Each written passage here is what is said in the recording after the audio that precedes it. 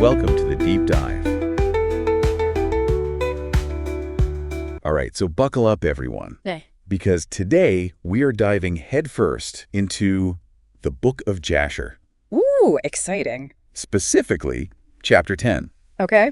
Now, this book, it's kind of a mystery wrapped in an enigma, I like that. right? Because it's mentioned in the Old Testament, even pops up in some ancient Jewish writings, but no one can say for sure where it came from originally. It's one of those texts that just kind of Exactly. emerges from the mists of time. It's like a whisper down the lane of history. Yeah. But the whispers are really interesting. And I know, that's what we're true. focusing on today, Right. chapter 10, Yeah. it's like a snapshot of civilization hitting the reset button after the whole Tower of Babel debacle. Right. Remember, everyone's scattered, languages are all jumbled up, it's total chaos. Humanity's having a bit of a rough time there. Big time. So chapter 10 gives us a glimpse into how humanity picked up the pieces. And tried again. Exactly, started over. I think what's remarkable about the Book of Jasher is how it tries to weave together the stories of these scattered groups. Right, it's like the ultimate family reunion, but instead of awkward small talk and, bad casserole dishes. Yeah, you're getting ancient Rome, hints of early France, even whispers of where the Philistines came from. Okay, but before we get lost in a sea of who begat whom, let's set the stage here. Sure. Chapter 10 kicks off with the death of a guy named Peleg, Okay. son of Eber. Peleg. And I know, another name to remember. It's a lot. But stick with me here because his name is actually a clue.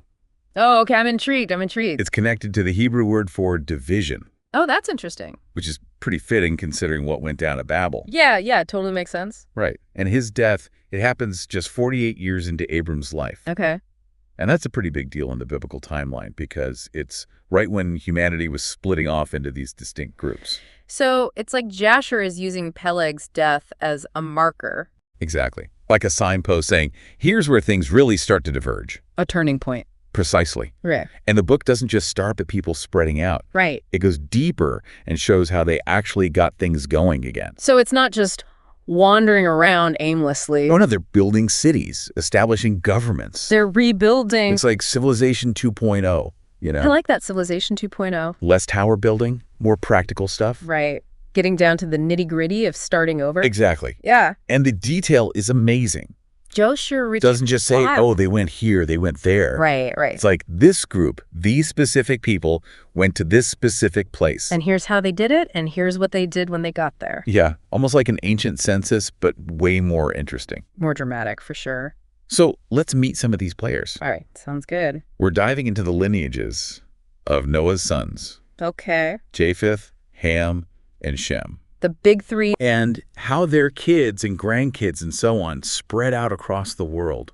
It's like Jasher is trying to create this massive Oh, it is. family tree for early humanity. It's a genealogy project of epic proportions. Trying to show how everyone's related, where they went, how they contributed to, us. Right. Okay, so first up, Japheth's crew.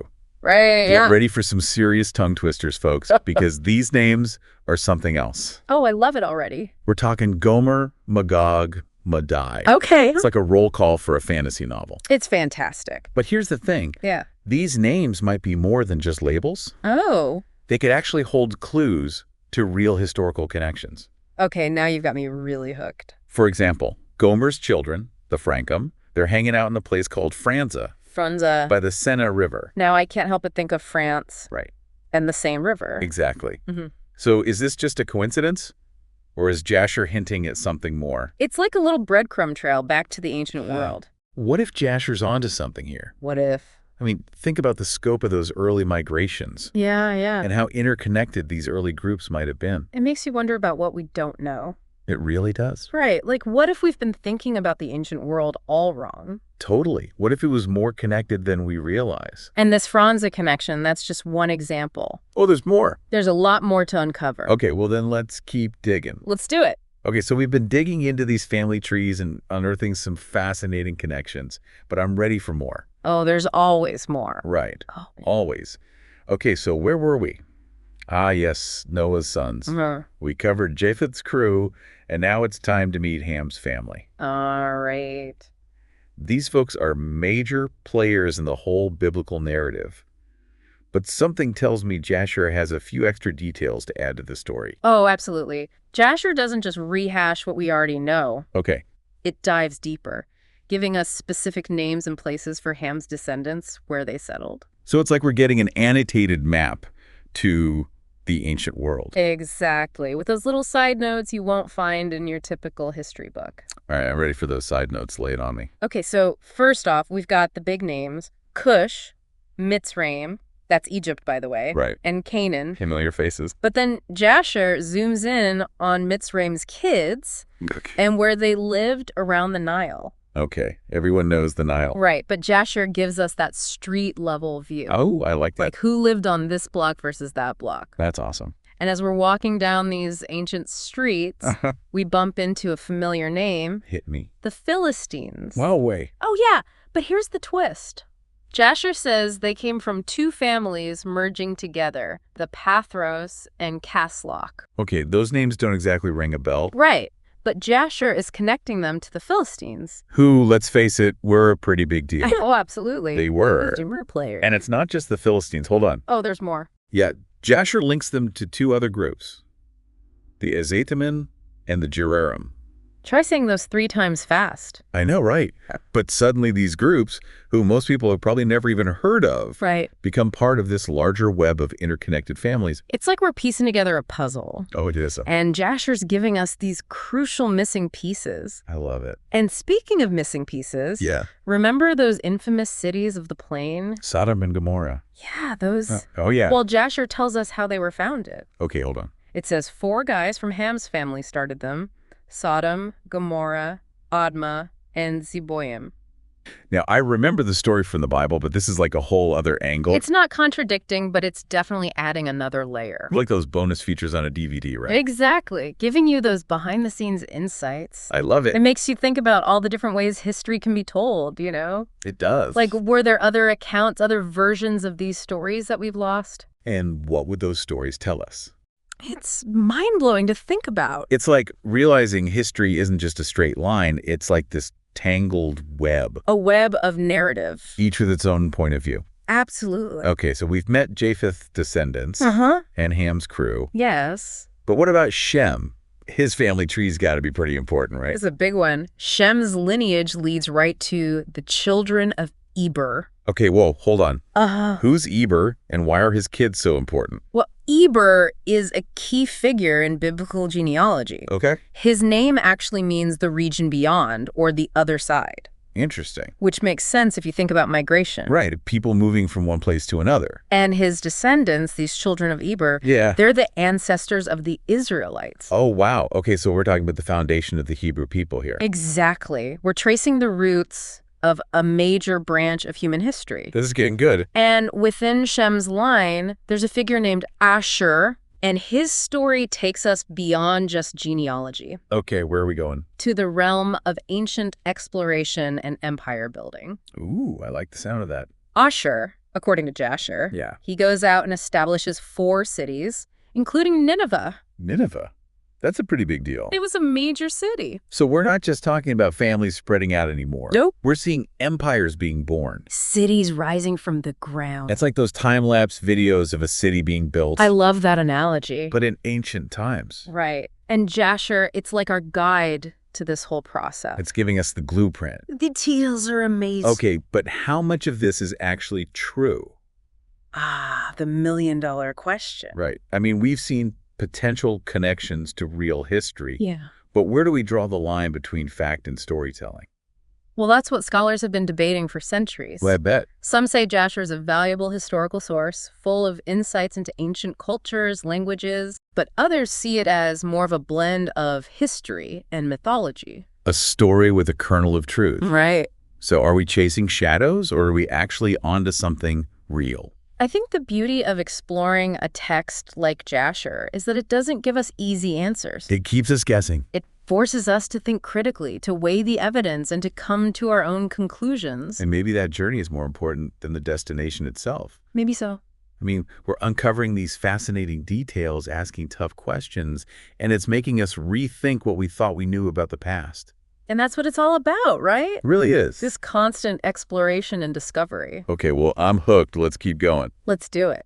All right, so we're back, and I got to say, diving into the Book of Jasher has been a wild ride. It's definitely a unique journey. We've been tracing these family lines, uncovering connections to actual history, it's like. We've got this map to the ancient world. Yeah, but some of the landmarks are in a language we're just starting to decipher. And that's what makes it so fascinating. It really does. I mean, Right. We're not just passively reading this text. Right. We're actively trying to figure it out, asking questions, challenging what we thought we knew.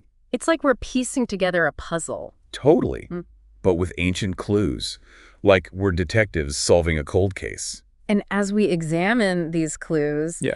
certain themes start to emerge, giving us a peek into how the people who wrote this, how they saw the world. Okay, so what kind of themes are we talking about here? Well, one that keeps popping up is language. Makes sense? Considering the whole Tower of Babel incident was all about language getting mixed up? Exactly. It's like Jasher saying, hey, imagine if everyone suddenly spoke a different language. What would that do? Oh, yeah. How would people communicate, move around? How would cultures form? It'd be chaos. For sure. But Jasher doesn't just present language as a barrier. Okay. It also shows how language can bring people together, define groups. Right. People who speak the same language, they naturally connect, build communities. Exactly. Imagine those early encounters after Babel, people struggling to understand each other. Oh, I bet it was a mess. Using gestures, trying to find some common ground. It had to be frustrating, but also kind of amazing. Oh, absolutely. A time of incredible creativity. Inventing new ways to talk to each other. Because language isn't just about words, right? No, it's about shared experiences, cultural values, those unspoken things that bind people together. And it's something we're still dealing with today. In a world with so many different languages. Trying to figure out how to preserve those cultures, but also communicate across those barriers. It's a tough balance. It is, but it's one that Jasher seems to be wrestling with too. Fascinating. And it's not just language. What else? Jasher also highlights migration, settlement, building cities. Right. Like Asher going off to establish Nineveh. Exactly. He's like a pioneer venturing out, leaving his mark on the world. It's a classic human story, that urge to explore, to build something new.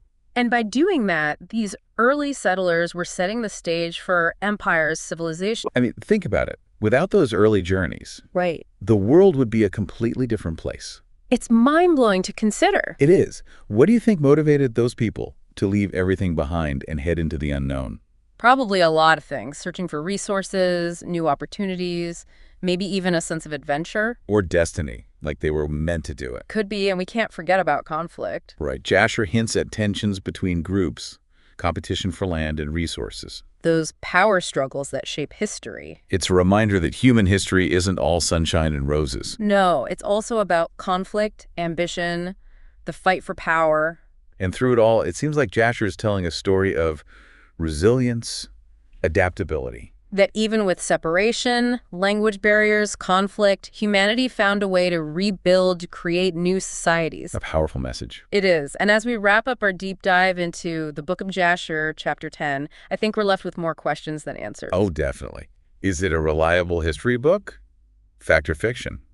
The debate goes on. And that's part of the intrigue. But maybe the biggest takeaway is that history isn't just a set story, Right. It's constantly evolving. being reshaped by new discoveries and how we interpret them, And sometimes those interpretations can really challenge us. make us see things in a new light. Ask bigger questions about the world and our place in it. So, as you continue to explore, whether it's ancient texts or something completely different, remember to keep an open mind.